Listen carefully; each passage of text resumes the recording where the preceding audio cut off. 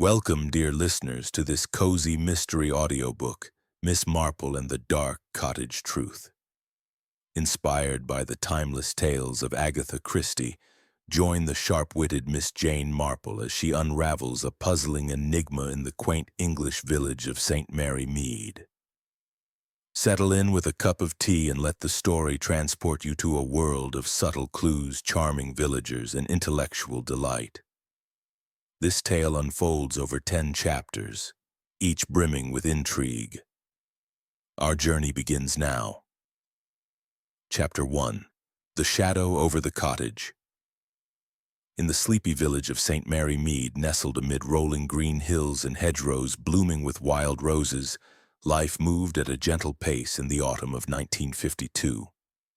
The war had been over for 7 years, yet its echoes lingered in ration books tucked into handbags, in the patched elbows of tweed jackets, and in the careful way housewives still counted sugar lumps. But here, where the church spire pierced a sky the color of washed china, and where the postman's bicycle bell announced the day's small dramas, peace had settled like dust on an old photograph. The village proper consisted of one high street, barely wide enough for 2 carts to pass, flanked by a butcher's shop with sawdust on the floor, a baker's whose windows steamed with the scent of currant buns, a tiny library that smelled of beeswax and forgotten secrets, and the inevitable cluster of cottages whose front gardens competed in hollyhocks and gossip. Beyond the last gate, a lane wound past the vicarage, past the cricket pitch where the grass was perpetually too long, and finally to the Dark Cottage. No one could quite say why it was called the Dark Cottage. The thatch was the same honey gold as its neighbors, the walls the same creamy plaster veined with ivy. Yet something in its aspect, the way the yew trees pressed close, the way the windows seemed to watch rather than welcome, had earned it the name generations ago. Children dared each other to run past after dusk. Maidens whispered that a cavalier's ghost paced the upper floor searching for a locket lost in the Civil War. The older inhabitants merely said it was unlucky and left it at that. On this particular Tuesday in late October, the unluckiness seemed to have crystallized into something tangible. At 9:30, Mrs. Eleanor Hargrove, 76 years old, widow of the late Colonel Hargrove and sole occupant of the Dark Cottage, discovered that her grandmother's emerald brooch was missing from the top drawer of the walnut tallboy in her bedroom. The drawer had been locked. The bedroom door had been locked. The front door of the cottage had been locked and bolted. The windows, small, diamond-paned and set high in the thick walls, had been latched from the inside. Yet the brooch, a cabochon emerald the size of a thrush's egg surrounded by seed pearls, was gone. Mrs. Hargrove's first act was to ring the bell that summoned her daily help, Lily Potts. Lily, 19, rosy-cheeked and perpetually flustered, arrived breathless from the bicycle ride along the muddy lane. "Gone?" she echoed, twisting her apron. "But I only dusted in there yesterday, ma'am, and it was in its little velvet box, same as always." "Find it, girl!" Mrs. Hargrove snapped, her voice thin but imperious. "Search every corner, and then we shall telephone the police." Lily searched. She looked under the bed where dust mice gathered like conspirators, behind the heavy brocade curtains that smelled of cedar and mothballs, inside the cavernous wardrobe where the colonel's dress uniform still hung in tissue paper. She even lifted the rug, though the floorboards beneath were solid oak and nailed down since the reign of Queen Anne. The brooch did not appear. By 10 o'clock the news had traveled the length of the high street, propelled by the baker's wife who had seen Lily's bicycle propped against the cottage gate and drawn the natural conclusion. By 1:15 it had reached the ears of Miss Jane Marple, who was at that moment engaged in the serious business of knitting a balaclava helmet for her great-nephew in Canada. Miss Marple's cottage, Rosebank though the roses had long since surrendered to a rampant clematis, stood opposite the vicarage and commanded an excellent view of the comings and goings. She was a small bird-like woman with snow-white hair coiled neatly beneath a lace cap, mild blue eyes that missed nothing, and a fondness for pale cardigans that matched the china cups in her dresser. Villagers tended to underestimate her. They saw only the fluffy old lady who fed the sparrows and remembered everyone's birthday. They did not see the mind that catalogued human behavior the way a botanist catalogues specimens. The doorbell chimed, 3 short rings which meant excitement. Miss Marple laid down her needles and opened the door to Dolly Bantry, breathless and pink-cheeked beneath her green felt hat. "Jane, you'll never guess," Dolly burst out. "Mrs. Hargrove's emerald brooch vanished. Locked room, locked drawer, locked everything. Lily Potts is in tears, and the old lady is threatening to call Scotland Yard." Miss Marple's eyes brightened. "Dear me, how very irregular. Come in, Dolly, and tell me everything over a cup of tea. The kettle is just boiling." They settled in the sitting room where a coal fire crackled in the grate and the clock on the mantel ticked with the measured patience of something that has seen many scandals come and go. Dolly, between sips of Earl Grey, recounted the morning's events with embellishments suitable to the drama. "Lily says the drawer was forced," she concluded triumphantly. "Splinters on the carpet, she swears. But the door was bolted from the inside, and the windows haven't been opened since the Colonel painted them shut in '39. "Painted shut?" Miss Marple murmured. "How thorough of him. And the key to the drawer? Mrs. Hargrove keeps it on a ribbon round her neck even in bed. She showed it to Lily. Still there, but the lock is scratched as though someone took a knife to it." Miss Marple poured a second cup. "And who, precisely, has been in the cottage lately?" Dolly counted on her fingers. "Lily, of course, then Reginald Hargrove, Mrs. H's nephew, the artist chap from London. He arrived Saturday and stayed till yesterday tea time. Argumentative type, always wanting money for his exhibitions. Then Mr. Silas Thorne from the antique shop. He came Friday to value some silver. And Dr. Haydock paid a house call on Monday afternoon. Said her blood pressure was up. 4 visitors, Miss Marple said softly. And the postman, I suppose, and the milkman. But let us begin with those 4. Outside, the autumn sun slanted through the lace curtains, laying delicate shadows across the Persian rug. Somewhere in the distance, a dog barked. Nearer, the church clock struck the quarter. Miss Marple's mind, however, was already walking the narrow corridors of the dark cottage, noting the squeak of the 3rd stair, the draught beneath the bedroom door, the way the tall boy stood at an angle to catch the light from the window. "Tell me about the brooch itself," she said. Dolly needed no encouragement. "Family legend says it belonged to Mrs. Hargrove's great-grandmother, a lady-in-waiting to Queen Charlotte. The emerald came from Brazil, smuggled, some say, by a sea captain who lost his heart and his ship in the same storm. Worth thousands, Jane, thousands." Miss Marple nodded. "Valuables do tend to attract attention. And Mrs. Hargrove is not, I think, universally beloved?" Dolly lowered her voice. "She sacked the gardener last month for trampling her dahlias, and she still hasn't forgiven the vicar for that sermon on forgiveness. As for Reginald, well, the Colonel left everything to her, and Reginald feels it ought to have been shared." A silence fell, broken only by the fire settling in the grate. Miss Marple picked up her knitting again, but her needles moved slowly as though measuring possibilities. "I think," she said at last, "that I shall take a little walk this afternoon. The air is quite mild, and I have been meaning to return Mrs. Hargrove's book on cottage gardens." Dolly's eyes widened. "You'll investigate?" "My dear, I shall simply be neighborly." But as Dolly departed, scattering crumbs from a forgotten scone, Miss Marple stood at the window and watched the village settle into its midday hush. The postman cycled past, whistling. A woman hurried by with a basket of laundry.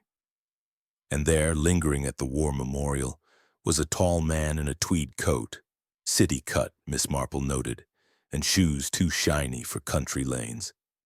He consulted a pocket watch, glanced toward the dark cottage, then walked briskly away. Miss Marple's lips curved in the faintest of smiles. Human nature, she reflected, was a tapestry woven of small threads.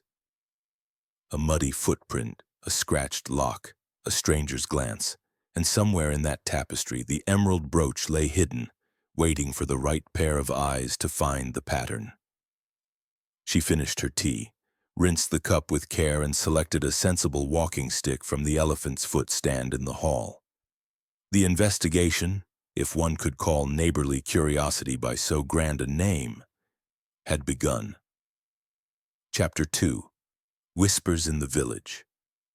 Miss Marple set out at precisely 2:30, the hour when the village dozed most deeply and the sun, pale but persistent, painted the lane in watercolor golds. She carried Mrs. Hargrove's book on cottage gardens in a string bag, the Complete Herbalist and Florist 1897 edition, foxed pages smelling of pressed violets, and leaned lightly on her ash plant walking stick. Her lavender cardigan was buttoned to the throat, her straw hat secured with a pin shaped like a tiny silver horse chestnut. To any passerby, she was merely the old lady returning a borrowed volume. Only the sparrows, who knew her step, fluttered down in hopeful formation. The lane to the dark cottage dipped and curved like a question mark. On the left, the cricket pitch lay empty save for a single magpie hopping along the boundary rope. On the right, the hedgerow was thick with blackthorn and the last stubborn hips of wild rose. Miss Marple's eyes, mild behind spectacles polished that morning, noted everything. The fresh bicycle tracks in the mud, narrow tires, Lily's machine.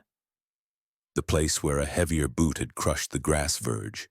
The scatter of acorns beneath the oak that had not been there yesterday.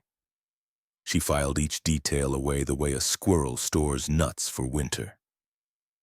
At the gate of the dark cottage, the air changed. The yew trees exhaled a resinous darkness. The ivy on the walls rustled though there was no wind. The front door, painted a forbidding bottle green, stood ajar. From within came the sound of drawers being opened and shut with unnecessary violence. Miss Marple tapped once with her stick. "Yoo-hoo, Mrs. Hargrove, it is only I, Jane Marple, with your book." The violence ceased. Footsteps crossed the hall, quick, light, agitated. And Lily Potts appeared, apron askew, curls escaping her cap like question marks of their own. "Oh, Miss Marple, come in, do. Madam's in the drawing room and fit to be tied. The police constable's been and gone. Said there's nothing he can do till Inspector Slack comes from Much Benham tomorrow. And now she's turning the place upside down herself." Lily's voice trembled on the edge of tears. Miss Marple patted the girl's arm. "There, there. A cup of tea will set everything to rights. Lead the way, my dear." The hall smelled of beeswax and lavender water, but beneath lay something sharper. Fear, perhaps, or the ghost of the Colonel's pipe tobacco. Portraits of Hargrove ancestors glared down. A bewigged judge, a naval officer with a face like a quartermaster's ledger, and, most recently, Colonel Hargrove himself in dress uniform, eyes stern beneath a peaked cap. Miss Marple paused before the Colonel. "A fine figure of a man," she murmured, "though I always thought his mustache a trifle overstarched." Lily giggled despite herself, then clapped a hand to her mouth. "This way, miss." The drawing room was a battlefield of displaced cushions and upended occasional tables. Mrs. Eleanor Hargrove stood in the center, ramrod straight despite her 76 years, clutching a brass poker as though it were a regimental standard. Her hair, iron gray and coiled like a battleship's hawser, had escaped its pins.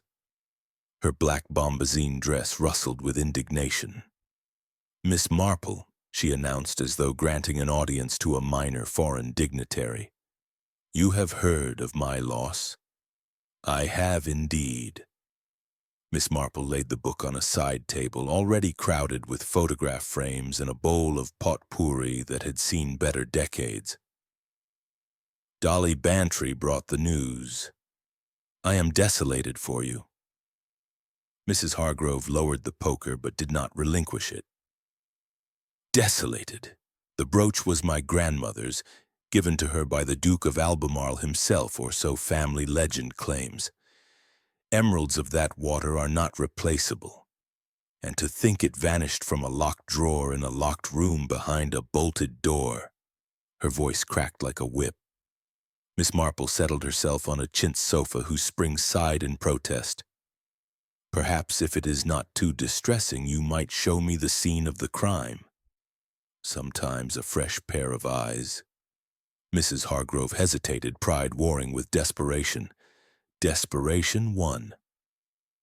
"Very well. Lily, bring the tea tray to the bedroom in 10 minutes. And mind you strain it properly this time." They ascended the staircase, narrow and winding, its treads polished to a treacherous gloss by generations of maids. On the landing, a stained glass window depicting St. George and a particularly ferocious dragon threw rubies and emeralds of light across the wallpaper. Roses faded to the color of dried blood. Miss Marple noted the third stair squeaked. The banister was worn smooth at child height, though no child had lived here since Reginald was small. The bedroom door stood open. It was a large room, low-ceilinged, with a 4-poster bed draped in crewel-work hangings the color of moss. The tall boy, walnut, early Victorian with brass escutchements, stood between the windows. One drawer, the second from the top, gaped like a missing tooth. Mrs. Hargrove pointed with the poker. "There. The lock is scratched to blazes. And look." She flung open the wardrobe, revealing a chaos of black dresses and a single scarlet evening gown that looked as out of place as a cardinal in a coal mine. "I have searched every pocket, every hem. Nothing." Miss Marple approached the tall boy. The lock was indeed damaged. Fine scratches radiated from the keyhole like the rays of a malevolent sun. She bent closer, spectacles glinting. A knife, perhaps, or a thin chisel. But the splinters Lily mentioned, where are they? On the rug. Mrs. Hargrove indicated a Persian rug whose colors had mellowed to autumn. A few pale wood curls lay near the claw foot of the tall boy, no larger than fingernail parings. Miss Marple knelt with surprising agility, fishing a clean handkerchief from her bag. She lifted one splinter delicately. "Beechwood," she murmured. "The tall boy is walnut. Curious." She tucked the splinter into the handkerchief and returned it to her bag. From the hearth came a faint scuffle. A tabby cat, Whiskers, the Colonel's last living legacy, emerged, tail high, one front paw held gingerly off the ground. A bead of blood glistened on the pad. "Poor puss," Miss Marple said. "What have you been scratching, my dear?" Mrs. Hargrove snorted. "The creature digs in my flower beds. I have threatened to turn her into a muff." Whiskers, unimpressed, leapt onto the bed and began washing her wound with regal indifference. Miss Marple's eyes followed the arc of the leap. On the counterpane lay a single green thread no longer than an eyelash caught in the embroidery. "May I?" She pinched the thread between thumb and forefinger. Silk, and the exact shade of the missing brooch's ribbon backing. Mrs. Hargrove had described it over tea with Dolly. Miss Marple slipped this evidence, too, into her bag. Lily knocked and entered with the tea tray. Brown Betty teapot, Crown Derby cups thin as eggshell, a plate of Marie biscuits arranged like soldiers on parade. She set it on a small table by the window, hands trembling so that the spoons rattled. "Thank you, Lily," Miss Marple said gently. "You must be quite worn out. When did you last see the brooch?" Chapter 3. Tea and Suspicions. The afternoon light had thinned to a watery gold by the time Miss Marple and Dolly Bantry finished their scones. Crumbs lay on the tea plate like scattered clues. The fire had settled into a steady glow that painted the sitting room walls the color of warm honey. Dolly, cheeks flushed from excitement, and Darjeeling leaned forward in her chintz armchair as though it were a theater seat, and the curtain had just risen. "Jane, you simply must tell me everything again. The splinter, beechwood, you said. But the tall boy is walnut, and the silk thread, emerald green like the ribbon on the brooch, and the cat, poor Whiskers with her scratched paw. Do you think she saw the thief?" Miss Marple folded her knitting, 4 inches of balaclava, ribbed in serviceable gray, and placed it in the willow basket at her feet. "Cats see a great deal, Dolly, but they are not always reliable witnesses. Now let us be methodical. We have 4 principal suspects, each with access to the cottage in the days before the theft." She counted them on her fingers the way the vicar counted sins in his sermons. "First, Mr. Reginald Hargrove arrived Saturday, departed Monday. Motive, chronic impecuniosity, opportunity, used the upstairs lavatory twice. Alibi claims he was sketching in the garden after luncheon. Second, Mr. Silas Thorne visited Friday to value silver. Offered £200 for the brooch. An insult, Mrs. Hargrove says. Opportunity. Left alone in the drawing room for 10 minutes while Mrs. H. fetched the silver from the safe. Alibi. Says he returned directly to his shop. Third, Dr. Jeffrey Haydock. House call Monday morning. Prescribed rest. Opportunity. Carried his medical bag upstairs to take Mrs. H.'s blood pressure. Alibi. Surgery hours from 2 o'clock. Fourth, Miss Marple paused. Lily Potts herself. Keys to the back door, daily access, nervous disposition. Motive, unknown, but youth is often tempted. Alibi, claims she was at the baker's buying currant buns at the crucial time. Dolly's eyes sparkled. And the stranger, the man with the city shoes. You said he had a gold watch chain. Indeed. We must discover his identity, but first tea with Mrs. Price Ridley. She sees everything from her upstairs window, and her tongue is looser than her corsets. Mrs. Price Ridley's cottage, Primrose Lodge, though the primroses had long ago been vanquished by rampant laurel, stood at the corner where the high street met the lane to the Dark Cottage. Its bow windows commanded a view of the post office, the butcher's, and the war memorial where the stranger had lingered. The vicar's wife was a tall, angular woman with a voice like a cracked bell and a passion for committees. She greeted them in a flurry of lace cuffs and exclamations.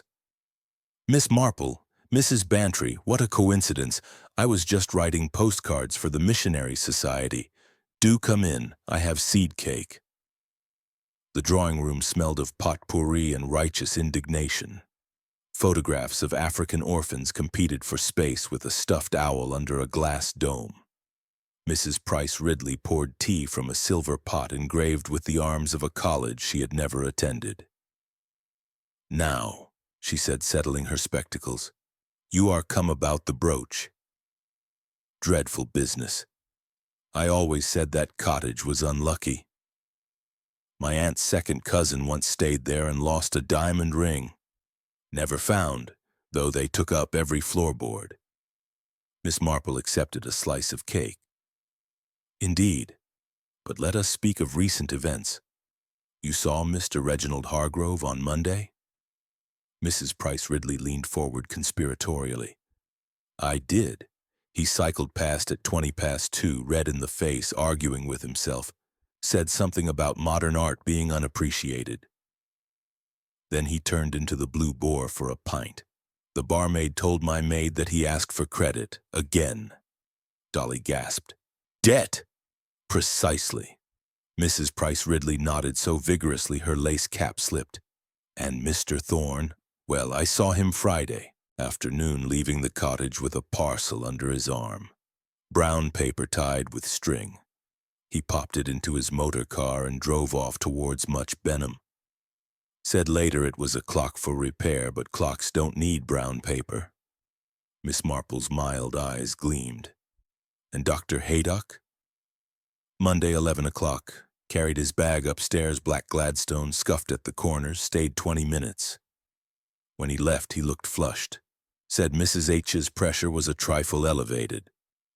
But I happened to be passing the surgery later, purely to leave a pamphlet on temperance, and his car was not in its usual place until nearly 3. A silence fell, broken only by the owl's glassy stare. Miss Marple sipped her tea. And Lily Potts? Mrs. Price Ridley sniffed. That girl, I saw her Tuesday evening yesterday in the woods behind the Dark Cottage, whispering with a young man. Tall, fair hair, city suit. They were holding hands. Most improper. Dolly's cup rattled in its saucer. The stranger. Describe him, if you please, Miss Marple said calmly. Tall, as I said, tweed coat, brown shoes, polished not like our country brogues, carried a leather case like a commercial traveler. Looked over his shoulder twice as though afraid of being seen. Miss Marple filed the description away. And the woods. Did you notice anything else? Only that Lily came out with leaves in her hair and her apron crumpled. She cycled off towards the village, and the young man walked in the opposite direction towards the railway station. Tea concluded with a promise of prayer for the brooch's safe return. As they walked home through the dusk, Dolly clutched Miss Marple's arm. Jane, it's Lily. She must have let her sweetheart in. Or perhaps he's in league with Reginald, or... My dear, let us not leap to conclusions. But we must speak to Lily again, and to the young man if we can find him.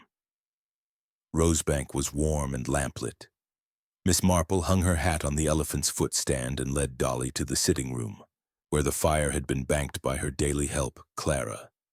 On the mantelpiece lay a small parcel wrapped in brown paper, delivered, Clara's note said, by the postman while they were out. Miss Marple unwrapped it carefully. Inside was a velvet box, empty, and a note in spidery handwriting. With compliments, S. Thorne. The box was the exact size to hold an emerald brooch. Dolly gasped. He's taunting her? Or returning evidence, Miss Marple murmured. She turned the box in her hands. On the underside, faint but legible, was a penciled initial. R. Reginald? Dolly whispered. Or someone wishing us to think so. Miss Marple placed the box on the table beside her earlier findings. The beechwood splinter, the silk thread, the receipt, the daisy cutting with its telltale earth. Tomorrow we shall visit Mr. Thorne's shop, and I shall ask Clara to discover what trains left the EOS station yesterday evening. Chapter 4. Shadows of the past morning in St. Mary Mead arrived with a veil of mist that clung to the hedgerows like a conspirator's cloak. Miss Marple woke at her usual hour, 6:30, the moment the milkman's cart rattled past, and performed her ablutions with the precision of a woman who believed punctuality was next to godliness. By 7, she was in the kitchen measuring porridge oats with a brass spoon that had belonged to her grandmother. Clara, her daily help, arrived at 1:30, humming a hymn tune and smelling of coal smoke. Morning, miss. Nasty fog out there. Postman says the train from London's delayed. Signal failure at Much Benham. Miss Marple stirred the porridge. How providential. Mr. Lang will not arrive before 9. Clara, when you go to the village, ask at the station if anyone saw a tall young man in a tweed coat yesterday evening, and inquire whether Dr. Haydock's car was in its usual place between 2 and 3. Clara's eyes widened, but long service had taught her not to ask questions. She bobbed a curtsy and departed, galoshes squelching. At 8:15 the telephone rang. Dolly Bantry's voice crackled down the line like static from a crystal set. Jane, I've just heard from the butcher's boy. Mr. Thorne's shop didn't open till 10 yesterday. He claims he was visiting a sick aunt in Lower Benham. But the aunt telephoned the post office looking for him at 9:30. Fishy, don't you think? Very, Miss Marple replied. I shall visit the shop myself this morning. Thank you, Dolly. She hung up, buttered a slice of toast, and spread it thinly with marmalade. The fog pressed against the windows, turning the garden into a gray watercolor. Somewhere in that mist, she thought, the emerald brooch lay hidden, and with it the key to a heart's darker motives. Victor Lang arrived at 9 on the dot, hat in hand, cheeks pink from the cold. He was taller than Lily had described, 6'2", Miss Marple estimated, and his city suit hung on him with the slight awkwardness of a man more used to laboratories than lanes. His eyes behind horn-rimmed spectacles were the clear gray of a winter sea. "Miss Marple? Victor Lang." Lily said, "Well, she insisted I come."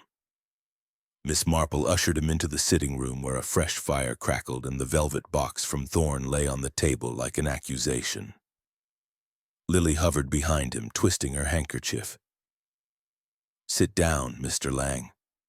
Cocoa?" He accepted gratefully. Miss Marple poured from the pot she had kept warm on the hearth, adding a dash of milk exactly as Clara had taught her. Lily perched on the edge of a chair, eyes darting between them. "Now," Miss Marple said, "tell me everything from the beginning." Victor cleared his throat. "I received a letter from Mrs. Hargrove 3 weeks ago, forwarded through my firm Hatton Garden Valuers. She wished a private appraisal of an emerald brooch, family heirloom. I arranged to visit yesterday at 2 o'clock. When I arrived, the front door was ajar. I knocked. No answer. I stepped inside and called. Still nothing. Then I heard a noise upstairs, a drawer shutting, perhaps. I went up." He paused, sipping cocoa. The bedroom door was open, the tall boy drawer was pulled out, papers scattered, no brooch. Then I heard the back door close. I ran down and out into the garden. A man was cycling away, brown coat, scarf up to his eyes. I couldn't see his face, but the bicycle was a Raleigh gentleman's model, black with a red stripe on the mudguard. Miss Marple's eyes never left his. "And you recognized nothing else?" "The parcel under his arm, brown paper tied with string about this size." He indicated the velvet box. Lily burst out, "It wasn't Victor, miss. He was with me in the woods at 1:30. I met him at the station.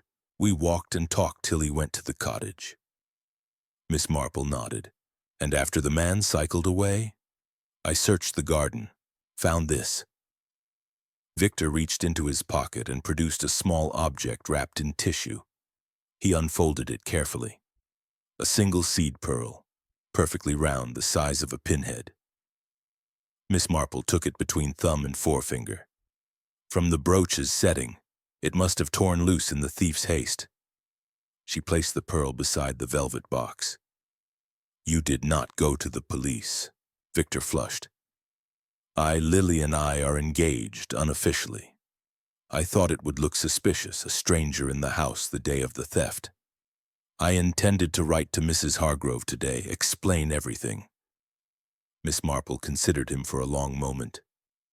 "Honesty is always the best policy, Mr. Lang, though sometimes delayed.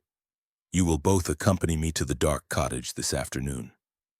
Mrs. Hargrove must hear this from your own lips." After they left, Victor to catch the delayed train back to London, Lily to her duties, Miss Marple donned her second-best coat, a sensible navy wool with a fur collar, and set out for Thorn's Antiques. The fog had lifted to a pearlescent haze. The high street smelled of damp leaves and frying bacon. Thorn's shop occupied a bow-fronted building next to the post office. Its windows were crowded with treasures and trash, a chipped Spode tureen, a brass telescope, a doll with one glass eye staring balefully. A bell jingled as Miss Marple entered.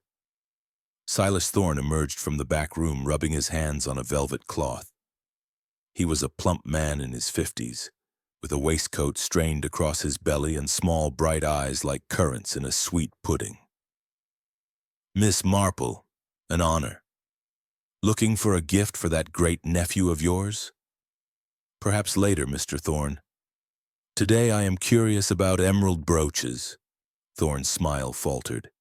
"Ah, Mrs. Hargrove's loss. Tragic. I offered a fair price, but she refused. Some people cling to the past. Miss Marple wandered the shop, trailing gloved fingers over a rosewood sewing box. You visited her Friday. Left with a parcel, I believe. Clock for repair, Thorne said smoothly. From the vicarage. Mrs. Price Ridley will confirm. Yet your shop opened late yesterday, and your aunt in Lower Benham was expecting you at 9. Thorne's currant eyes narrowed. Village gossip. I was delayed by fog. Miss Marple paused before a display case. Inside lay a green velvet box, empty but identical to the one delivered to her cottage. Curious. This box matches the one you sent me. With an initial R penciled beneath. Thorne snatched it up. A mistake. Meant for another customer. Reginald Hargrove, perhaps? Miss Marple's voice was mild. He paints in oils, linseed, turpentine. I smelled it on the wrapping paper. Thorne's face purpled. I know nothing of Reginald's debts. Now, if you'll excuse me. Miss Marple left, the bell jingling behind her like mocking laughter. Outside, she met Clara hurrying from the station. Dr. Haydock's car was seen at the Blue Boar at 2:15, miss. Barmaid served him a lemonade, said he looked queer-like, and the stranger, Mr. Lang, bought a platform ticket at 1:45, but no one saw him leave on a train. Miss Marple nodded. Thank you, Clara. Now I must visit the Blue Boar myself. The inn was quiet mid-morning, the public bar empty save for a sleeping cat and the barmaid polishing glasses. Miss Marple ordered a small port wine for my circulation and engaged the girl in conversation. Dr. Haydock was here yesterday?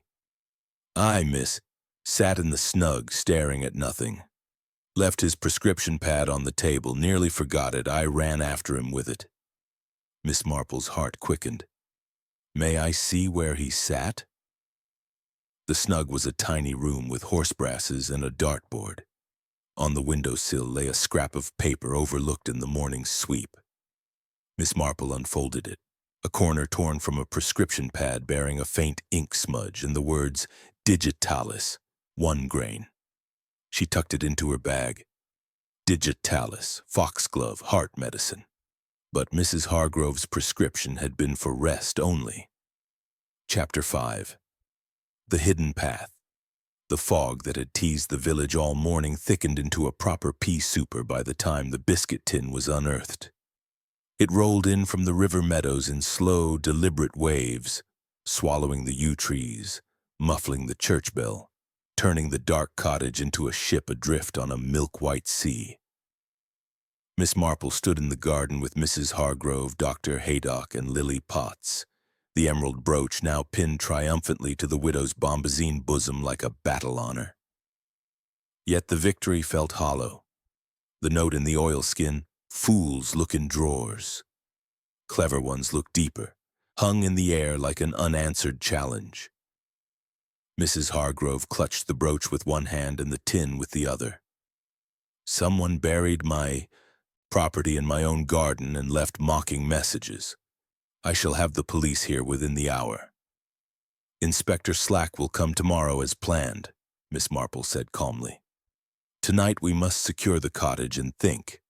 The thief, or prankster, has been watching us. The tin was placed after my visit yesterday. The earth was still damp beneath the crust. Dr. Haydock shifted uncomfortably, his limp more pronounced in the cold. I swear I knew nothing of this. I thought the brooch stolen for gain. Lily's eyes were wide. But who, miss? Who would do such a thing? That, Miss Marple replied, is what we must discover. Lily, fetch a clean tea-cloth. We will wrap the tin and its contents exactly as found. Doctor, if you would assist Mrs. Hargrove indoors. She is trembling. The widow protested but allowed herself to be led away. Miss Marple lingered in the garden, fog beating on her spectacles. She knelt once more beside the hole, shining her small torch into its depths.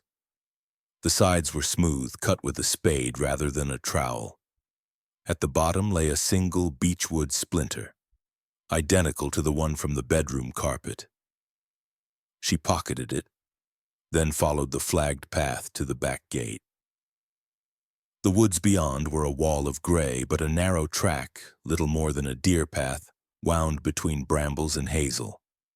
Miss Marple had walked it as a girl gathering primroses.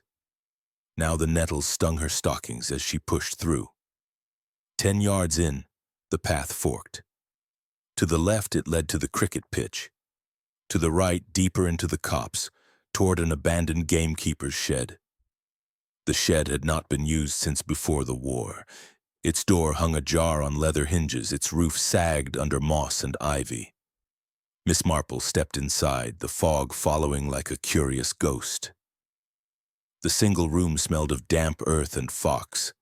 A rusty stove crouched in one corner. A broken chair lay on its side. On the floorboards, warped and silvered with age, lay fresh disturbances, boot prints, size 9, the same tread as Dr. Haydock's cycling shoes. And scattered among them like confetti at a sinister wedding were more beechwood splinters. Miss Marple's torch beam swept the walls. In the corner stood a crate. Army surplus, stenciled ammunition. Someone had pried off the lid. Inside were sketches, charcoal studies of the Dark Cottage from every angle signed with a flourishing R. Reginald Hargrove's work, undoubtedly.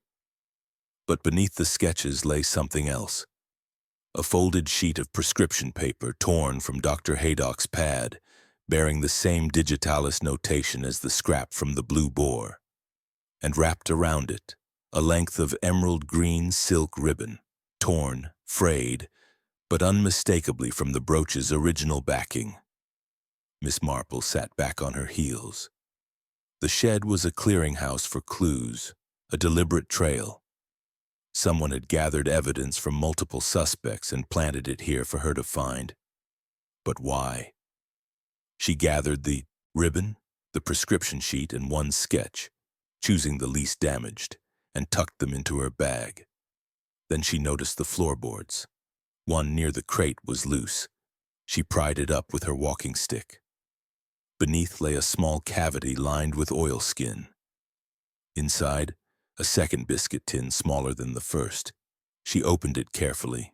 No brooch this time. Instead, a bundle of letters tied with faded ribbon. Love letters, judging by the handwriting. The top one was addressed to my darling Eleanor and signed G.H.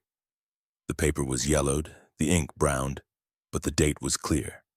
August 1916. Miss Marple's breath caught. G.H. Geoffrey Haydock? But the doctor was barely 60. In 1916, he would have been a schoolboy. She slipped the bundle into her bag. Secrets, she thought, were like Russian dolls. Open one and another waited inside. Emerging from the shed, she followed the path deeper into the woods. The fog, muffled sound, even her own footsteps were swallowed. After 50 yards, the track opened into a small clearing where a fallen oak formed a natural bench. On it sat a man, tall, tweed coat, city shoes now caked with mud. Victor Lang. He rose as she approached, hat in hand. Miss Marple, Lily said you might come this way. I couldn't leave without explaining more. Miss Marple regarded him steadily. You have been busy, Mr. Lang. He flushed. Not as you think. After I left you this morning, I returned to the station to catch the London train, but I saw something, someone, watching the cottage from the woods. I followed. He led me here to the shed. I waited until he left, then went inside. That's when I found the sketches and the letters. I was about to bring them to you when I heard you coming. And the man you followed? Reginald Hargrove. No mistake. Red scarf, paint on his cuffs. He was carrying a parcel, same brown paper as before. Miss Marple sat on the oak log, motioning Victor to do the same. Tell me everything you know about the brooch's history. Victor hesitated. Mrs. Hargrove's letter to my firm mentioned it had been in the family since 1840. But when I examined the photographs she enclosed, I noticed something odd. The emerald is a cabochon, yes, but the setting, seed pearls in a clover pattern, is Edwardian, not Victorian. It's been remounted, probably around 1915, and there's a tiny flaw in the stone, a feather inclusion shaped like a crescent moon. That flaw is documented in a 1916 insurance inventory from Lloyd's, under the name Captain Geoffrey Hargrove, not Eleanor.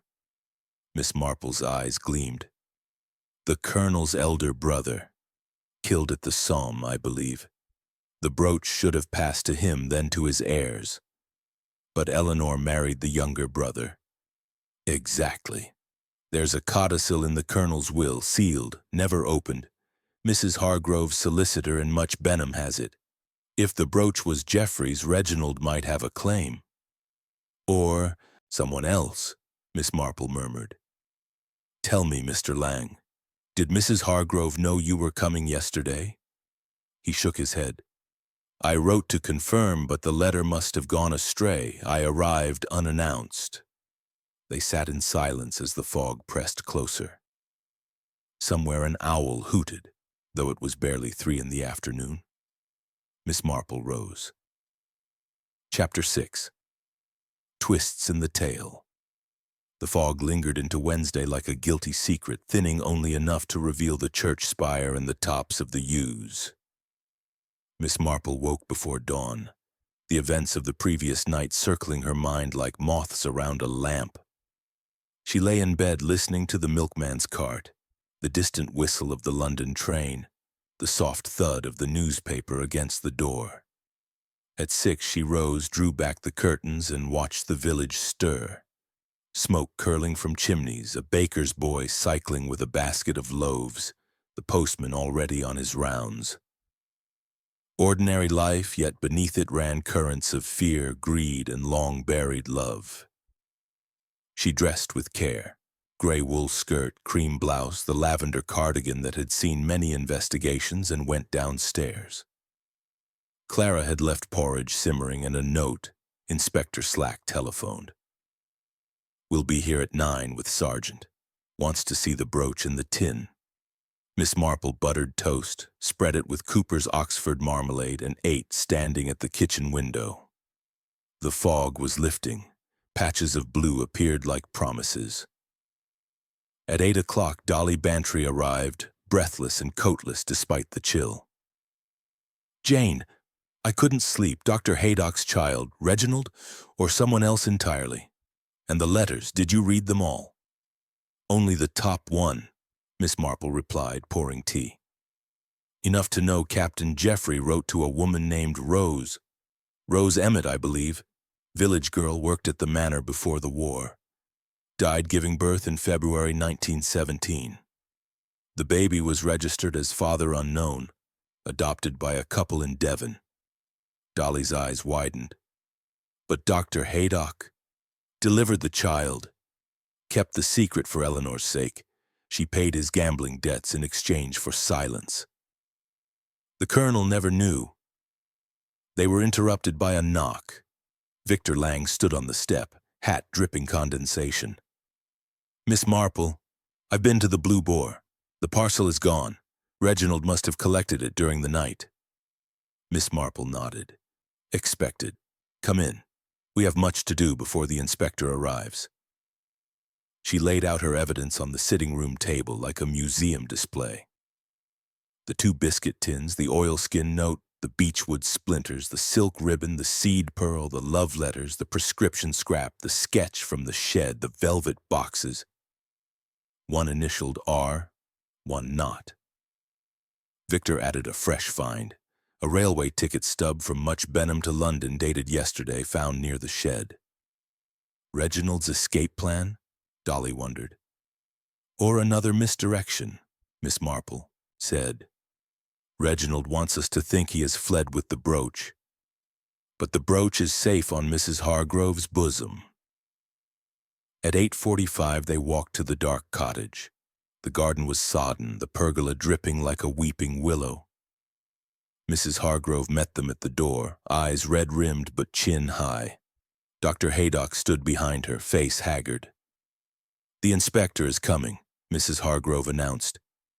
"I have decided to tell everything. The child, my husband's nephew, was adopted by the Langs of Totnes, Victor's parents." Victor paled. My parents?" Miss Marple placed a gentle hand on his arm. "Your firm was chosen because the name was familiar. Mrs. Hargrove hoped to keep the valuation in the family, so to speak." Before anyone could reply, a motorcycle roared up the lane. Inspector Slack dismounted, helmet under arm, sergeant trailing with notebook.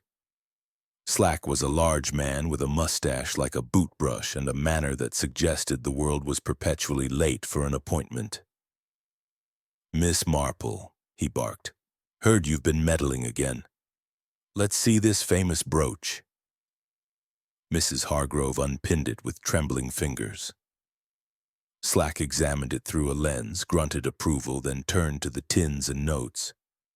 "Staged theft," Miss Marple explained. "The locked room was a blind. The thief entered by the back door, used Dr. Haydock's cycling shoes to leave false prints, buried the brooch to be found, planted clues in the shed to implicate multiple suspects.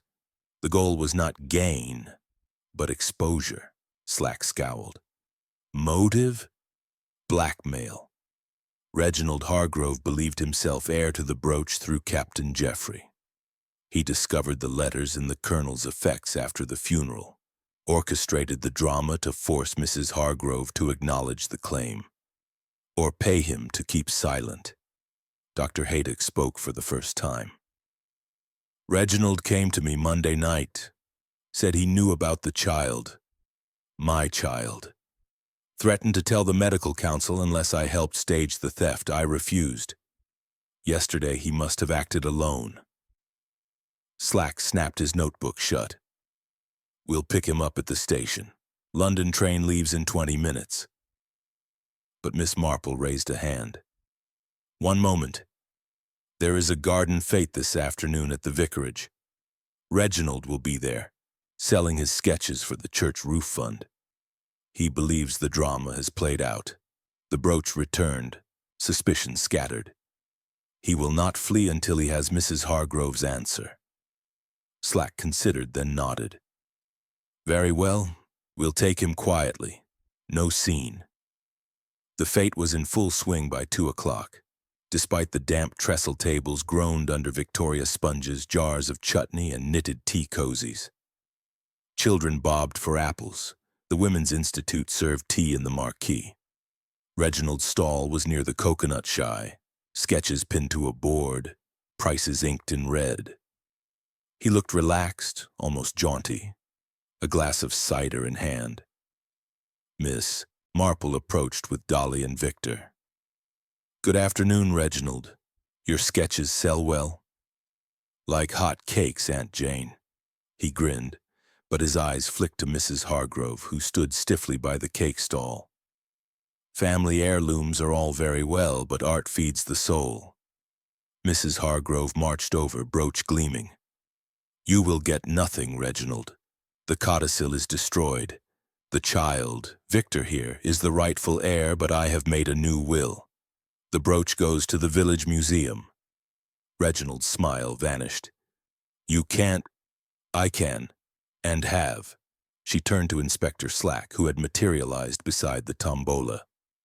"Arrest this man for attempted blackmail." Reginald bolted. He shoved through the crowd, scattering scones and shriekers. Slack and the sergeant gave chase. The pursuit led past the coconut shy, through the rose arch, and into the churchyard. Reginald vaulted the wall, only to land in the arms of the village constable, who had been enjoying a quiet pipe behind the yew. Handcuffed and sullen, Reginald was led away. The fete resumed with heightened chatter. The theft had become the best entertainment since the 1938 pageant. Back at the Dark Cottage that evening, Miss Marple gathered the principals for tea.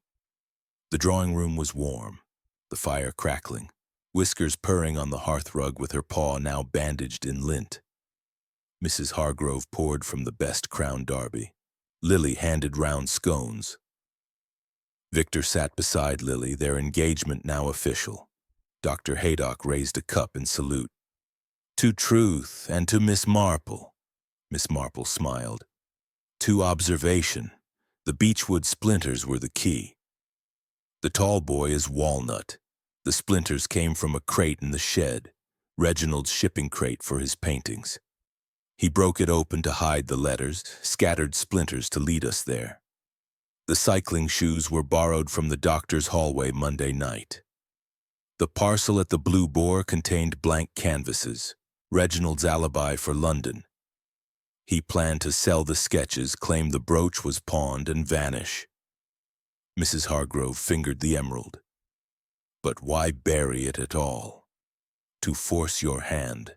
Had you paid, he would have found it later. When you refused, he escalated, planted the second tin, the map, the note, a game of cat and mouse." Lily blushed. "I feel foolish meeting Victor in the woods, keeping secrets." "Love makes fools of us all," Miss Marple said kindly. "But honesty mends much." Dr. Haydock cleared his throat. "I will pay my debts, sell the surgery if need be. The boy, Victor, deserves better than secrets." Chapter 7. Threads Unraveling. Thursday dawned crisp and bright, the fog banished by a wind that rattled the last leaves from the horse chestnuts and sent them skittering along the high street like golden confetti. Miss Marple woke to the sound of the church bell calling the faithful to early service, its bronze voice carrying clear across the village. She lay for a moment beneath her eider-down, reviewing the previous day's events. Reginald's arrest at the fete, the brooch restored, the secrets spilled like marbles from an overturned jar. Yet a thread remained loose. She could feel it tugging at the edge of her mind, the way a misplaced stitch nags at a knitter's fingers. She rose, performed her ablutions, and breakfasted on porridge with a spoonful of heather honey sent by her Scottish cousin. Clara arrived at 8, apron starched, eyes bright with gossip.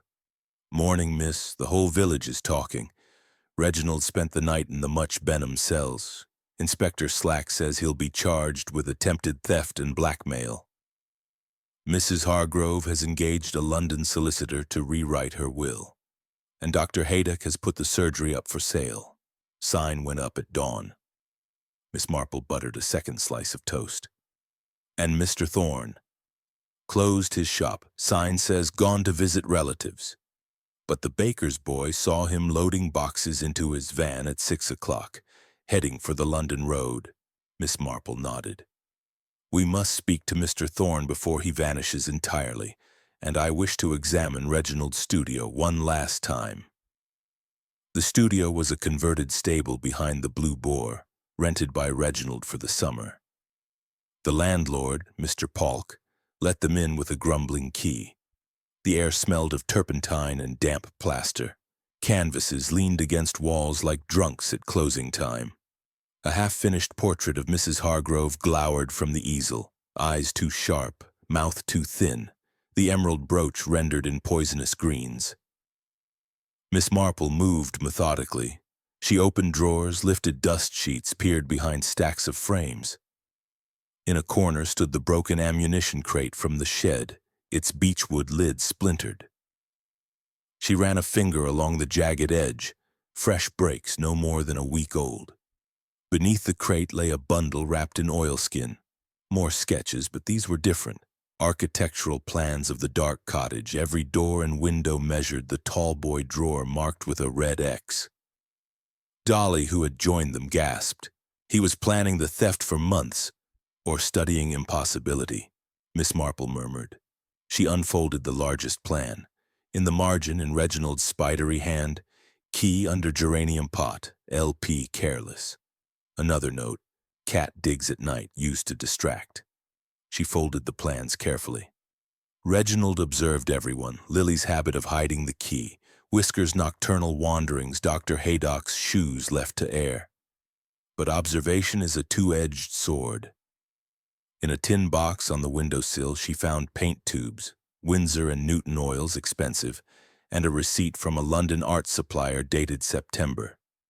Beside it, a pawn ticket for a silver christening mug dated the previous Friday. The mug was the one Thorne had supposedly taken for repair. Thorne and Reginald were in league, Dolly said triumphantly. Perhaps, Miss Marple replied. Or Thorne is another pawn. They locked the studio and walked to Thorne's Antiques.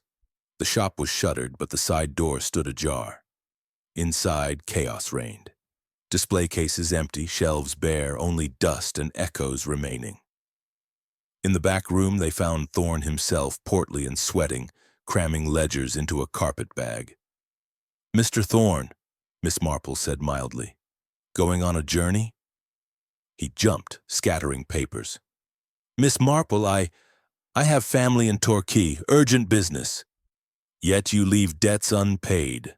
The baker, the coal merchant, Mrs. Price Ridley's clock still unrepaired." She picked up a ledger. The entries were meticulous: sales, purchases, loans. One line caught her eye. R. Hargrove, $50 advance on future commission, emerald brooch. Thorne snatched the ledger. "Private," Miss Marple's eyes were steady. "You lent Reginald money against the brooch he believed he would inherit. When the plan failed, you panicked." "I knew nothing of plans." Thorne's voice rose to a squeak. "He said he'd paint my portrait, sell it in London. The brooch was to be collateral if Mrs. Hargrove paid him off. When she didn't, he buried it, left clues pointing everywhere. I only sent the empty box to confuse matters." "And the initial R beneath?" "Reginald's idea, said it would make you think he was framed." Miss Marple opened her bag and laid out the pawn ticket, the receipt, the oilskin plans. "You took the christening mug Friday, pawned it Monday to cover Reginald's debt. Then you planted the second velvet box at my cottage, hoping I would suspect Reginald and leave you alone." Thorne sank into a chair, mopping his brow with a handkerchief that had once been white. "He'll drag me down with him. I've a cousin in Canada. Passage booked on the Empress next week." "Confession is cheaper than emigration," Miss Marple said gently. "Tell Inspector Slack everything. He is fair in his way." Thorne looked at the carpet bag, then at the empty shop. "Very well, but I want it in writing. No prison." They left him telephoning the police station and walked to the Dark Cottage. Mrs. Hargrove received them in the drawing room, the brooch pinned to a dove-gray dress instead of bombazine, a small concession to peace. "Thorne too?" she asked, pouring tea. "And Reginald's plans," Miss Marple confirmed. She laid the architectural drawings on the table. He studied the cottage like a general studies a fortress. The locked room was never impossible, only made to seem so. He entered Tuesday night while you slept, drugged Whiskers with milk laced with valerian to keep her quiet, used a duplicate key cut from Lily's impression in wax. He watched her hide the original often enough. Opened the drawer with a chisel, left the beechwood splinter from his crate to lead us astray. Buried the brooch to be found later, planted the shed clues overnight. Mrs. Hargrove's cup rattled. But the digitalis note, the prescription pad. Reginald stole a blank sheet from Dr. Haydock's bag Monday, forged the note to implicate him. The cycling shoes were borrowed Sunday when the doctor left them to dry after a country call. Reginald wore them over his own to leave false prints, returned them Monday morning. Lily, serving scones, gasped. "I thought I smelled paint in the hall Monday night." Miss Marple smiled. "Linseed oil, Reginald's signature." Dr. Haydock arrived as they finished, hat in hand. "I've spoken to Victor. He wants no claim on the brooch, only to know his parents loved him. I've written to the Adoption Society. The records will be opened." Mrs. Hargrove unpinned the brooch and laid it on the table. "Then let it go to the museum, as I said, with a plaque. in memory of Rose Emmett and her son. The room fell silent. Outside, children's voices rose from the cricket pitch. Practice for the Saturday match. Miss Marple sipped her tea, strong and comforting. "One thread remains," she said. "The stranger's gold watch chain." Victor saw no chain. They looked at each other. Dolly's eyes widened. "The vicar. He has a gold chain, inherited from his father. He was at the cottage Friday, returning a library book." Miss Marple rose. "To the vicarage." The vicar was in his study, surrounded by sermons and seed catalogues. He greeted them warmly, then paled when Miss Marple laid the oilskin note on his desk. "Fools look in drawers. Clever ones look deeper. Your handwriting, Reverend." He sank into his chair. I meant no harm. Reginald came to me Saturday distraught. Said Mrs. Hargrove was cheating him of his birthright. Showed me the letters. I advised prayer, but he laughed. Said he'd force the truth into the open. I feared scandal. My predecessor buried the baptism record to protect the parish.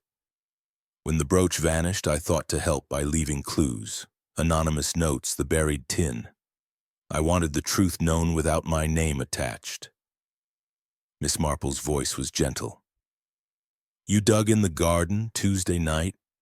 "With the cat as witness." The vicar managed a wry smile. "Whiskers followed me, scratched her paw on the tin. I left the map in the velvet box, hoping someone clever would find it." Dolly exhaled. "Everyone was playing detective." "Except the real one," Miss Marple said. "Reginald orchestrated, others embroidered." Inspector Slack arrived at 4, summoned by Thorne's confession. He listened to the vicar's story, the plans, the pawn ticket, then closed his notebook. "Reginald will face charges. Thorne gets a warning, restitution to creditors. Vicar, community service, repairing the church roof with his own hands." He grinned unexpectedly. "Miss Marple, you've saved me weeks of work."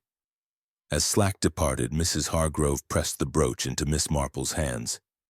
"Keep it one night for solving what the police could not." Chapter 8. The Narrowing Circle. Friday arrived in St. Mary Mead with a sky the color of washed pewter and a wind that carried the first true bite of winter. The leaves that had skittered so merrily yesterday now lay sodden in the gutters. The churchyard yews bent like mourners at a funeral.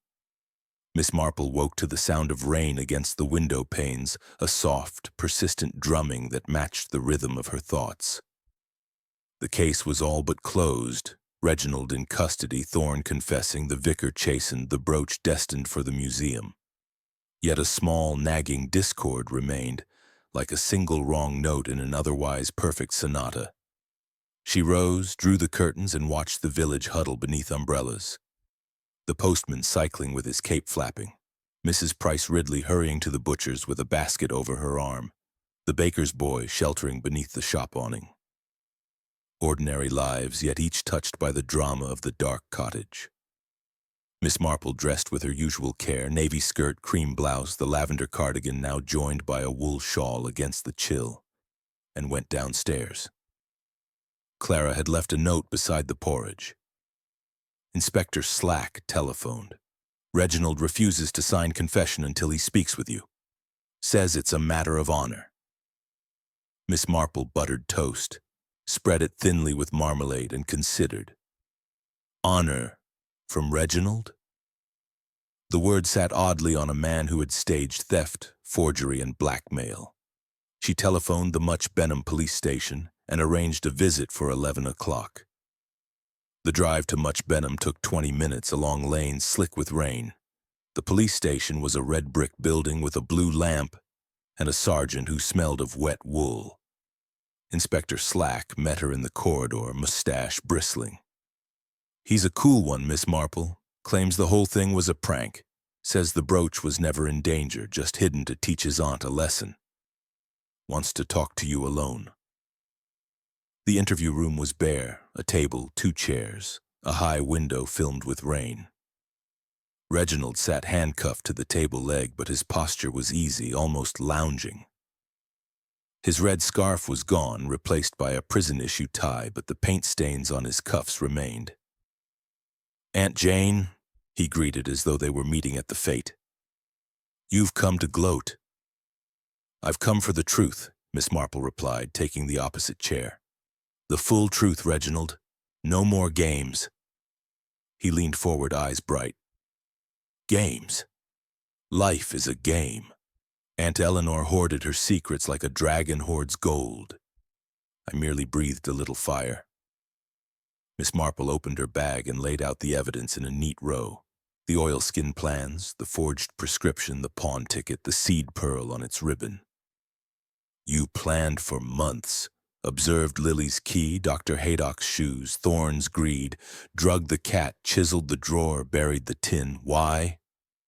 Reginald's smile faded. "Because the brooch was mine by right. Captain Jeffrey was my grandfather, Rose Emmett's son, adopted by the Hargroves after she died. The colonel knew, kept the letters, planned to tell me when I turned 21. But he died first.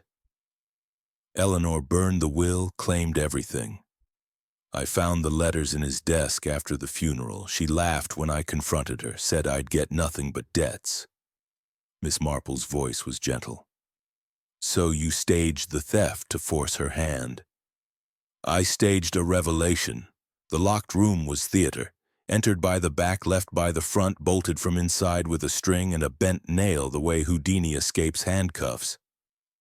The clues were breadcrumbs. Thorne's box to implicate greed, Haydock's prescription to suggest poison, the vicar's note to stir conscience. I wanted her to beg, to offer money to acknowledge me. When she didn't, I buried the brooch for you to find. Knew you'd see through the chaos." "And Victor?" "A happy accident. His firm's name on the adoption papers. Lang. I sent the valuation letter myself, forged Eleanor's hand. Thought he'd muddy the waters. Didn't expect him to be the heir." Miss Marple studied him. "You could have asked for the codicil." "Pride," he said simply, "and anger. She called me a bastard in every sense." Silence stretched, broken only by rain against the window. At last Miss Marple spoke. "You will sign the confession?" He nodded. "On one condition. Tell Eleanor the brooch goes to Victor, not the museum. Let the true heir have it. I want no profit, only justice." Miss Marple rose. "I will convey your request." Back in St. Mary Mead, the rain had eased to a drizzle. She stopped first at the Dark Cottage. Mrs. Hargrove was in the drawing room, the brooch on the table before her like a green eye watching. "He confessed?" she asked. "Fully. And asks that the brooch go to Victor. A last gesture." Mrs. Hargrove's fingers closed over the emerald. "He has no right to ask. Yet he does it without hope of gain. Consider it, Eleanor, the circle narrows to family." She left the widow staring at the jewel and walked to the surgery.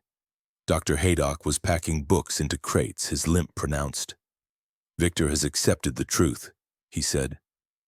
"We'll meet properly next week. He wants no money, only a father's name." Miss Marple smiled. "Names matter, as do gestures." At the vicarage, the Reverend was on a ladder repairing the church roof, hammer in hand, cassock tucked into trousers. He waved sheepishly. "Penance, Miss Marple, and prayer. I should have trusted truth to find its way." "Truth always does," she replied. "Eventually." Thorne's shop remained shuttered, but a note on the door read, "Closed until further notice. Inquire at police station." The circle had narrowed indeed. That afternoon, Miss Marple hosted tea at Rosebank. The table was set with the best china, spode, rose, Ursa pattern, scones still warm, black currant jam, a Victoria sponge Dolly had baked in celebration. The guests arrived one by one, Mrs. Hargrove with the brooch in a velvet pouch, Dr. Haydock carrying a bottle of elderflower cordial, Victor and Lily hand in hand, the vicar smelling of tar and repentance. Dolly bustled with teapot and plates, Clara hovered with extra cups. They sat in a circle around the fire, rain pattering against the windows like polite applause. Mrs. Hargrove placed the pouch in the center of the table. Chapter 9. The revelation Saturday morning broke over St. Mary Mead with a clarity that felt almost ceremonial. A sky scrubbed clean by yesterday's rain. The sun low and golden, the air sharp enough to make the church bell ring like crystal. Miss Marple stood at her bedroom window watching the village come alive. The baker's van delivered its loaves. The postman cycled past with a cheery wave. Children in Wellington boots splashed through puddles on their way to the cricket pitch. All was ordinary, yet today was not. Today the final act would play out in the drawing room of the Dark Cottage, and every player would be present. She dressed with particular care. A dove-gray wool dress she had not worn since the coronation. A cameo brooch at the throat, the lavender cardigan folded neatly over her arm. In her bag she placed the last pieces of evidence: Reginald's signed confession, the oilskin plans, the forged prescription, the seed pearl on its ribbon, and, most importantly, the original love letter from Captain Jeffrey to Rose Emmett. Its ink faded, but the words still legible. She added a fresh notebook and a fountain pen filled with violet ink. Then she took her umbrella, though the sky was clear, and her ash plant walking stick, and set out. The lane to the Dark Cottage was lined with late Michaelmas daisies, their purple heads nodding as if in greeting. Miss Marple paused at the gate to adjust her hat, her mild blue eyes taking in every detail: the fresh gravel on the path, the curtains drawn back in every window, the faint scent of wood smoke from the chimney. Mrs. Hargrove had prepared the stage. Inside, the drawing room had been transformed. The usual clutter of occasional tables and photograph frames had been cleared. A single round table stood in the center, surrounded by 8 chairs. On the table lay the emerald brooch on its square of black velvet, catching the light like a captive star. A silver tea service gleamed beside it: teapot, hot water jug, milk, sugar, a plate of Marie biscuits arranged in perfect concentric circles. The fire crackled in the grate. Whiskers the cat sat on the hearthrug, tail curled neatly around her paws, the seed pearl on her new ribbon collar glinting. The guests arrived in quick succession. First, Mrs. Eleanor Hargrove, dressed in solemn black bombazine despite the change in her will, her iron-gray hair coiled tighter than ever. She greeted Miss Marple with a nod that was almost a bow. Then Dr. Jeffrey Haydock, limping but upright, his medical bag left in the hall for the first time in years. He carried a small parcel wrapped in brown paper. Victor Lang and Lily Potts arrived together hand in hand, Lily in her Sunday best, a pale blue dress with a white collar, and Victor in a new tweed suit that still smelled of the tailor's shop. They took seats side by side, their knees touching. The vicar, the Reverend Leonard Clement, entered next, his cassock exchanged for a sober gray suit, his face pale but composed. He carried a leather-bound parish register under one arm. Silas Thorne shuffled in last, hat in hand, his waistcoat straining over a belly that had shrunk overnight from worry. He had spent the night at the police station but had been released on condition of full cooperation. Inspector Slack followed him, helmet tucked under his arm, his sergeant hovering in the doorway with notebook poised. Finally, Dolly Bantry burst in, cheeks pink from the walk, carrying a sponge cake she had baked at dawn for the occasion. She took the remaining chair, eyes bright with anticipation. Miss Marple waited until everyone was seated, the door closed, the tea poured. Then she stood at the head of the table, small and bird-like, yet commanding the room as surely as a general commands a battlefield. "Thank you for coming," she began, her voice soft but clear, carrying to every corner. We are here to lay the final threads of this tapestry bare. The emerald brooch has been returned, the thief identified, the motives exposed. Yet one question remains. Why? Why stage such an elaborate charade when a simple confrontation might have sufficed? Reginald Hargrove is in custody, but his confession, signed and witnessed, raises more questions than it answers. Today we will have the complete truth. She opened her notebook and laid Reginald's confession on the table. Reginald admits to planning the theft for months. He observed the cottage, mapped its weaknesses, forged clues to implicate others. But he claims the brooch was never intended to leave the village. It was a lesson, he says, to teach his aunt humility. A prank, he calls it. Yet pranks do not involve chisels, forged prescriptions, or buried treasure. Mrs. Hargrove's lips thinned. He is a liar as well as a thief. Miss Marple raised a hand. Let us hear all voices. Dr. Haydock, you first. The doctor cleared his throat. Reginald came to me Monday night, frantic, said he had proof I was his father, Captain Jeffrey's child with Rose Emmett. Threatened to expose me unless I helped stage the theft. I refused. I swear I knew nothing of the plan until the brooch vanished. Victor leaned forward. But the adoption papers my parents were laying. How did Reginald know? Miss Marple turned to the vicar. Reverend? The vicar opened the parish register with trembling fingers. The baptism record was altered in 1917. The child, Victor, was registered as son of Rose Emmett, father unknown. But a marginal note in my predecessor's hand reads, True Father G. Haydock, M.D. The note was meant to be destroyed, but it survived. Reginald found it among the colonel's papers. Lily gasped. So Dr. Haydock is Victor's father? And Reginald's uncle, Miss Marple confirmed. Captain Jeffrey was Reginald's grandfather. The colonel adopted Reginald after his parents died in the Blitz. Eleanor kept the secret to preserve the estate. Mrs. Hargrove's voice was steel. The estate was mine by marriage. The child had no claim. Miss Marple opened the brown paper parcel Dr. Haydock had brought. Inside was a sealed envelope yellowed with age. The codicil to Colonel Hargrove's will. Found in his safe after his death, hidden behind the lining. Eleanor burned one copy, but the colonel kept a second with his solicitor in London. It bequeaths the brooch to the child of Rose Emmett, should he live. Victor's eyes filled. Then it is mine. Mrs. Hargrove's hand went to her throat. I destroyed the will. But not the memory, Miss Marple said gently.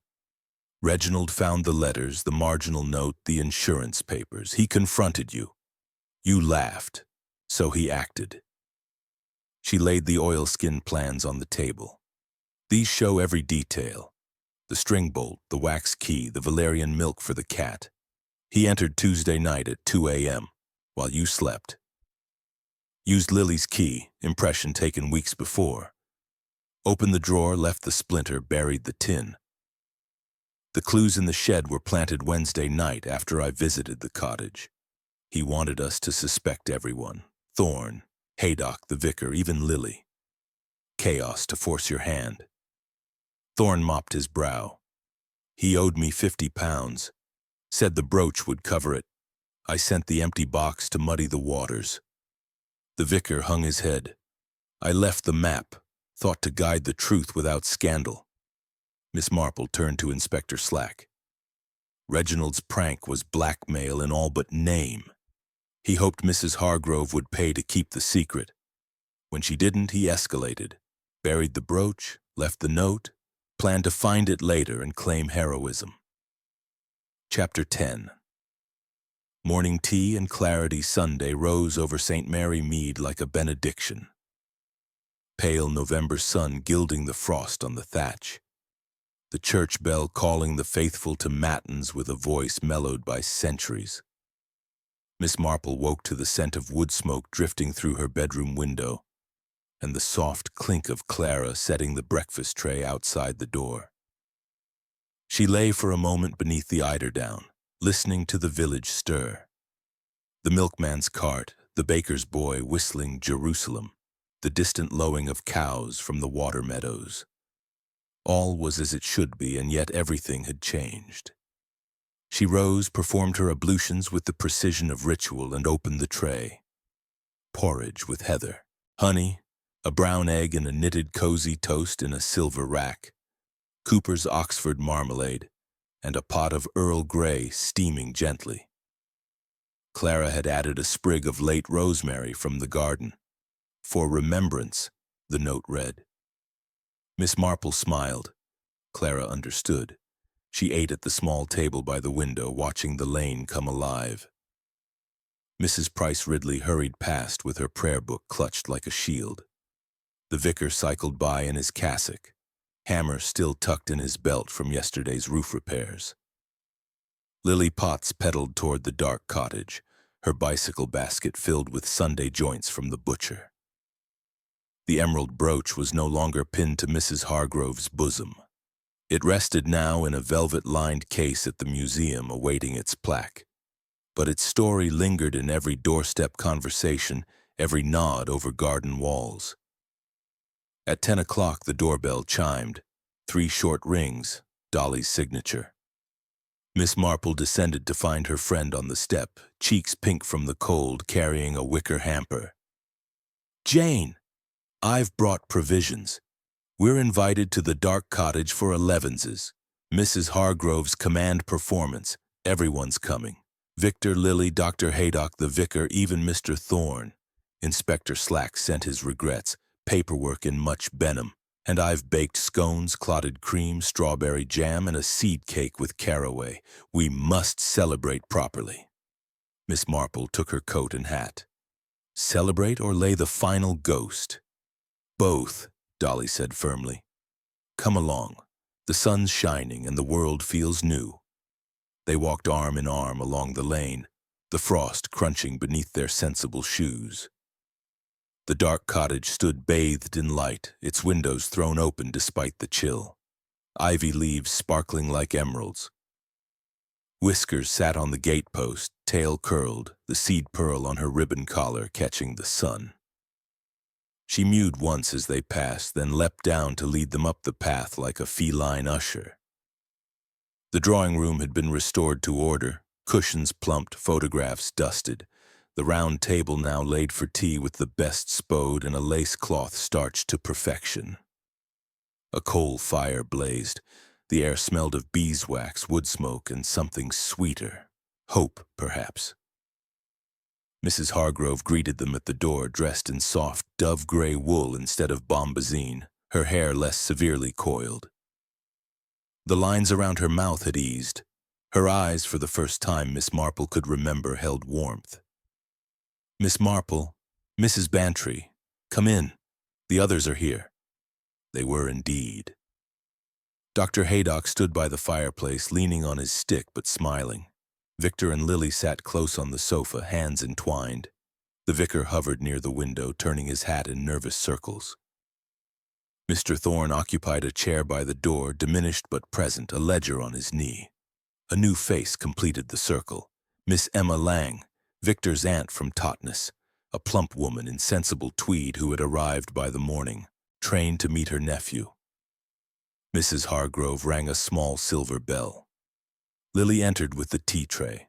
Scones, cream, jam, seed cake, a plate of Dolly's sponge, and tiny sandwiches of cucumber and cress.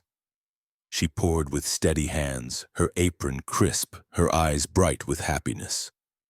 When everyone held a cup, Mrs. Hargrove raised hers.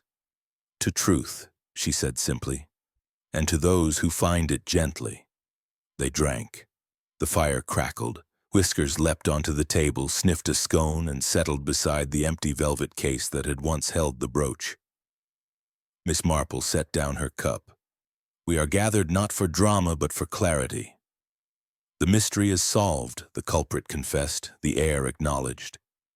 Yet questions linger like morning mist. Let us dispel them over tea. She opened her notebook, the final pages filled with neat violet script, and began. Reginald Hargrove believed himself wronged. He was Captain Jeffrey's grandson through Rose Emmett, adopted by the colonel after his parents' death. The codicil left the brooch to Rose's child, Victor. Eleanor destroyed one copy, but the colonel kept another. Reginald found the letters, the marginal note, the insurance papers. He confronted Eleanor. She refused him. So he acted. She laid the oilskin plans on the table. He observed for months. Lily's key under the geranium pot. Dr. Haydock's cycling shoes left to air. The cat's nocturnal digs. Thorne's greed. The vicar's conscience. He entered Tuesday at 2 a.m., used a wax impression key, chiseled the drawer, left the beechwood splinter from his crate, buried the tin with the map, planted clues in the shed Wednesday night. The locked room was illusion, a string bolt released from outside. Dr. Haydock nodded. He stole my prescription sheet Monday, forged the digitalis note to implicate me. Thorne cleared his throat.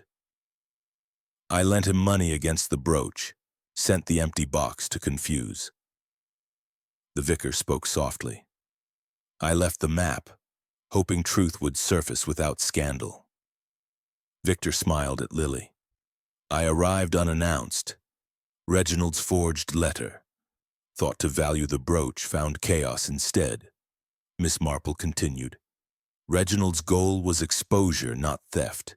He wanted Eleanor to beg, to pay, to acknowledge the claim. When she didn't, he escalated, buried the brooch, left the mocking note. Planned to find it later, claim heroism, but we found it first. Mrs. Hargrove set down her cup. I was wrong. Pride blinded me. The brooch is Victor's by right. I have signed papers gifting it to the museum with dual plaques. In memory of Rose Emmett, beloved of Captain Jeffrey Hargrove, and Eleanor Hargrove, who kept faith too long. Miss Emma Lang dabbed her eyes. My brother and his wife loved the boy, Victor, from the moment they held him. They never knew the full story. I brought photographs. She opened a small album, a baby in a christening gown, a toddler on a seaside donkey, a young man in academic robes, Victor's eyes, Jeffrey's eyes. Dr. Haydock placed a hand on his son's shoulder. I will retire. The surgery is yours, Victor, come spring. Lily will make it a home. Lily blushed crimson. We'll marry in St. Mary's. The vicar has promised the banns. The vicar beamed. And the roof is mended. Mr. Thorne valued the slates gratis. Thorne managed to smile. Debts amends. I reopen the shop tomorrow. Honest stock only. Dolly cut the seed cake, passing slices with flourish. To new beginnings. They ate, talked, laughed. The fire settled into glowing coals. Whiskers purred like a small engine. Outside, the sun climbed higher, melting the frost into diamonds on the grass. Miss Marple watched the circle. Enemies become allies, secrets become stories, wounds become scars.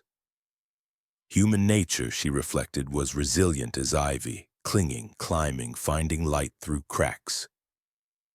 At noon, they walked to the museum, a small stone building beside the library, once the old tithe barn. The curator, Miss Hartnell, had prepared a case.